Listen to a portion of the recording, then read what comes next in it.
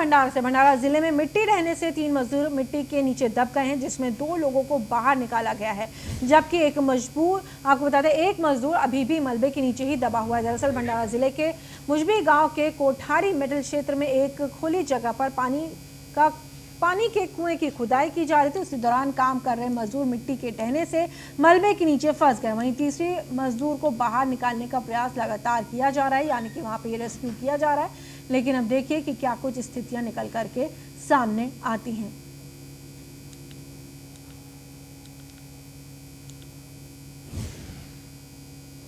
महाराष्ट्र के गवर्नर भगत सिंह कोश्यारी ने आज राजभवन मुंबई में कोरोना महामारी के दौरान संस्थागत कार्य करने के लिए विभिन्न सार्वजनिक उपक्रमों, बैंकों, कॉर्पोरेट्स और गैर सरकारी संगठनों के अध्यक्ष और प्रमुखों को सम्मानित किया है। कोरोना वॉरियर्स का यह सम्मान उत्सव वरिष्ठ IPS अधिकारी कैसर खालिद द्वारा स्थापित एक सामाजिक सांस्कृतिक संगठन पसबन-ई-अदब द्वारा आयोजित किया गया है। आपको बता दें, इस मौके पर राज्यपाल द्वारा व्यक्तियों सहित 50 कोरोना योद्धाओं को सम्मानित किया गया। इस अवसर पर शेफ संजीव कपूर, अभिनेत्री परिजा जुराबियन, UTI के अध्यक्ष Imtiaz Zurrahman, Central Bank of India के चेयरमैन पल्लव महापात्रा, IDBI के निदेशक सुरेश खतनार मौजूद रहे।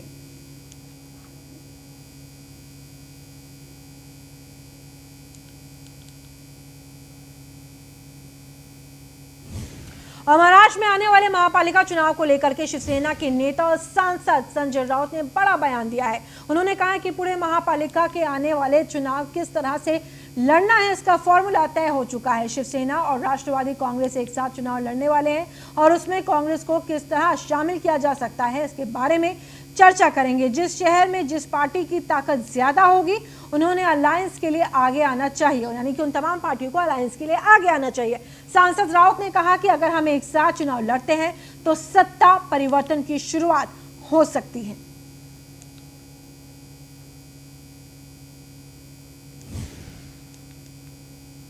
और वहीं बुल्ढाना जिले के शिवगांव के सरकारी अस्पताल के कर्मचारियों के साथ पहले स्टाफ ने कोरोना का टीकाकरण लिया था। इन कर्मचारियों में से एक की कोरोना रिपोर्ट पॉजिटिव आई है। मरीज को शिवगांव के साई बाई मोटे अस्पताल में भर्ती कराया गया है।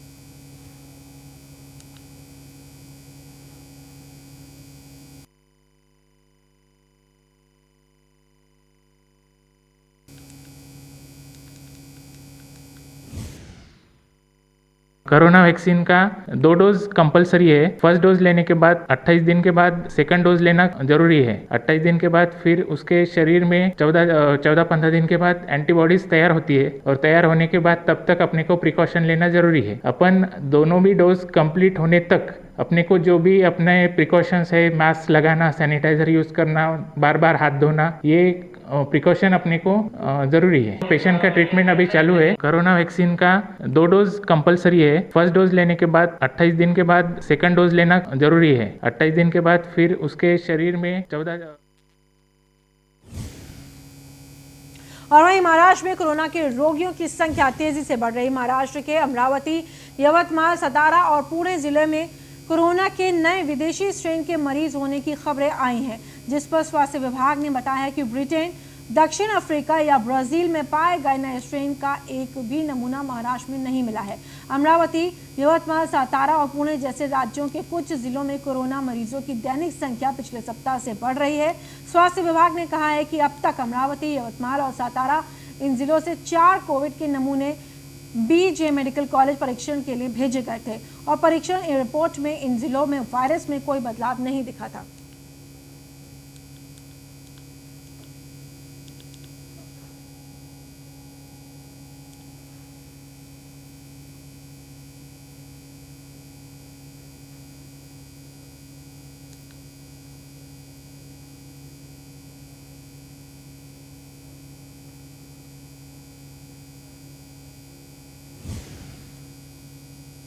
और वहीं मुंबई लोकल ट्रेन में मास्क नहीं पहनने वाले यात्रियों के खिलाफ कड़ी कार्रवाई की जाएगी। 1 फरवरी से बिना मास्क के स्टेशन पर घूम रहे करीब 5000 लोगों पर कार्रवाई की गई है। वहीं कार्रवाई के लिए शुक्रवार से BMC ने 300 क्लीनअप मार्शल तैनात किए हैं। इन्हें रेलवे परिसर और ट्रेनों से कहीं भी जाकर कार्रवाई करने की छूट दी गई है।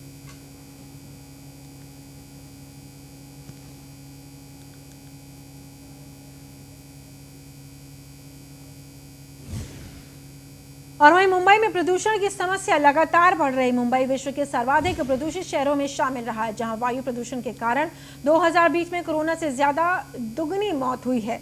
2020 में कोरोना से 11,000 मौतें हुई, जबकि प्रदूषण से 25,000 से ज्यादा मौतें हुई हैं। ये दावा पर्यावरण के क्षेत्र में काम करने वाले संगठन green peas south east Asia और वायु गुणवत्ता तकनीक कंपनी IQ एयर ने 28 महानगरों की वायु गुणवत्ता के विश्लेषण के बाद दी है। ग्रीन पीस के वार्षिक रिपोर्ट के अनुसार 2013 में मुंबई में PM10 का स्तर 132 माइक्रोग्राम प्रति क्यूबिक मीटर था, जो 2018 में 19% 162 माइक्रोग्राम प्रति क्यूबिक मीटर हो गया। वर्तमान में PM का 146 माइक्रोग्राम प्रति क्यूबिक मीटर दर्ज किया गया है। ग्रीन पीस ने दावा किया है कि मुंबई में होने वाले कंस्ट्रक्शन वाहनों से निकलने वाले प्रदूषण के कारण ये समस्या बढ़ रही है।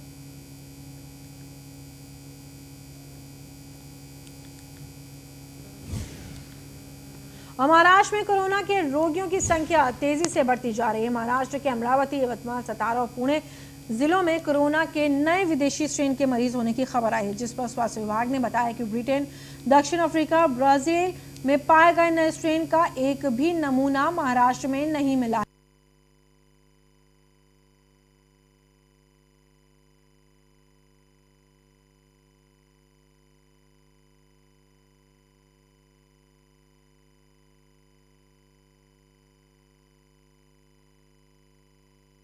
कोरोना मरीजों की दैनिक संख्या पिछले सप्ताह से बढ़ गई है। स्वास्थ्य विभाग ने कहा है कि अब तक अमरावती, यवतमाळ और सतारा इन जिलों में से 4 कोविड के नमूने भी मेडिकल कॉलेज परीक्षण के लिए भेजे गए थे।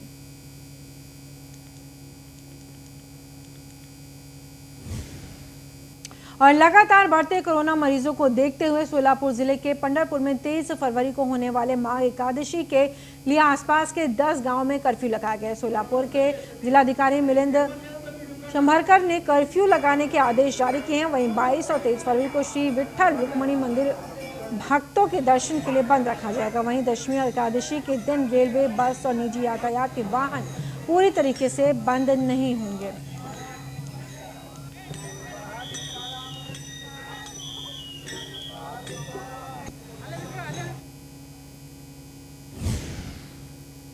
और वहीं नई दिल्ली के महाराष्ट्र सदन और मुंबई के कलीना लाइब्रेरी घोटाले मामलों में महाराष्ट्र PWD के चीफ इंजीनियर अनिल कुमार गायकवाड़ को मुंबई सत्र न्यायालय ने निर्दोष बताया है। इन दोनों मामलों में एंटी करप्शन ब्यूरो ने अनिल कुमार गायकवाड़ और अन्य लोगों के खिलाफ FIR दर्ज की थी, जिसके बाद कोर्ट ने चीफ इंजीनियर गायकवाड़ को निर्दोष बताते हुए उनको इन मामलों से बरी कर दिया। 2 बार महाराष्ट्र सरकार से बेस्ट इंजीनियर का पुरस्कार पाने वाले चीफ इंजीनियर अनिल कुमार गायकवाड़ का अब तक का सर्विस रिकॉर्ड काफी अच्छा रहा है, लेकिन PWD के तत्कालीन वरिष्ठ अधिकारियों ने बिना इंक्वायरी किए ही अनिल कुमार गायकवाड़ के खिलाफ FIR दर्ज करने के आदेश एंटी करप्शन ब्यूरो को दिए थे, जिसके आधार पर FIR दर्ज कर मामला कोर्ट में पहुंचा था। इसी मामले में महाराष्ट्र सरकार के कैबिनेट मंत्री छगन भुजबल को जेल जाना पड़ा था। PWD के उन तत्कालीन अधिकारियों पर भी कार्रवाई की मांग अब होने लगी है।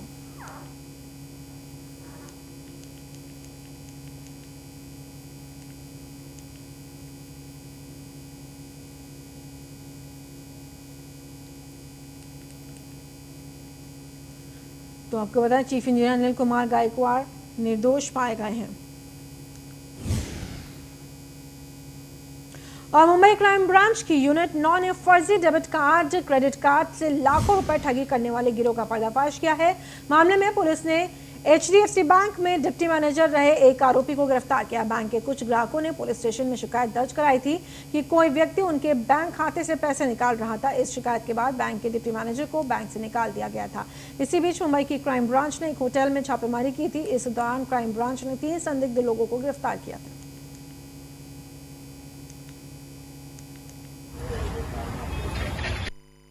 मुंबई में काफ़ी लोगों को इन्होंने ठगी की है, इस तरह की इन्फॉर्मेशन है।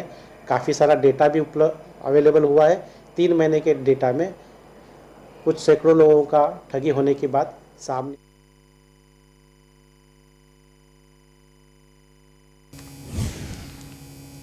और अगली खबर पिंपरी चिंचवड से। आपको बता दें, पिंपरी चिचवाड़ शहर के सांगवी इलाके में सामाजिक सुरक्षा विभाग ने घरेलू गैस की कालाबाजारी करने वाले गिरोह पर कार्रवाई की है। मामले में पुलिस ने 22 लोगों को हिरासत में लिया है। पुलिस ने कार्रवाई कर 312 घरेलू गैस सिलेंडर भी जब्त किए हैं। पकड़े गए आरोपी घरेलू सिलेंडर से 2 किलो गैस चुराकर दूसरे सिलेंडर में कम गैस भरकर ग्राहकों को बेच देते थे।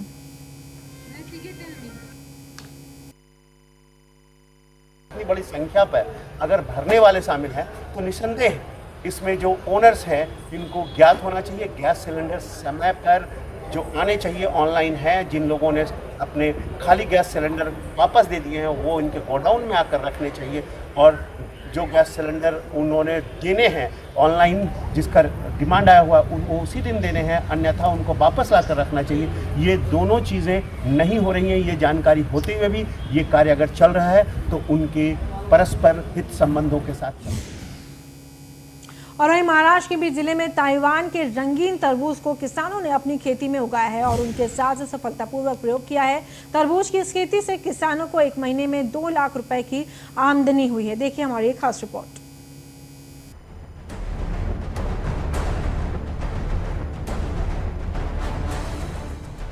बीड जिले के देवला गांव के किसान रविंद्र देवड़वाड़े अपने खेत में नए नए प्रयोग करते हैं। इस साल उन्होंने ताइवान में एक रंगीन तरबूज की फसल उगाई और महाराष्ट्र में अपना पहला प्रयोग सफलतापूर्वक किया। मेरे को 1 लाख रुपए तक इसका मुनाफा मिल जाएगा और ये बहुत ही अच्छा किसानों का नया ये प्रयोग है। और इससे जो महाराष्ट्र शासन का जो अभियान है जो विकेल ते पिकेल, इस अभियान के अनुसार ये सब किया था और मार्केट में इसका बहुत ही अच्छी मांगनी है।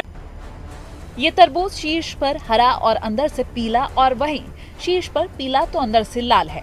24 नवंबर को 30 गुंठा जमीन में 5000 पौधे लगाए गए। पहला ब्रेक 23 जनवरी को किया गया था। केवल 2 महीनों में करीब 4 किलो से 5 किलोग्राम फल का उत्पादन किया गया है।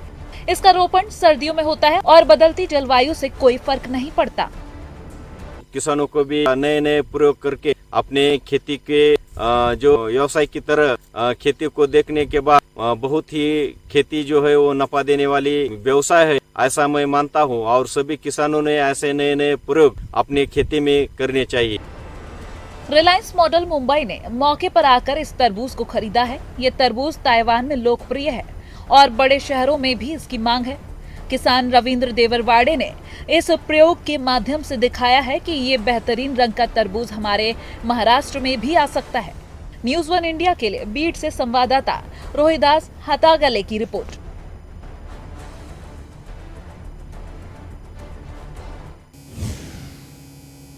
और इस बुलेटिन में फिलहाल इतना ही।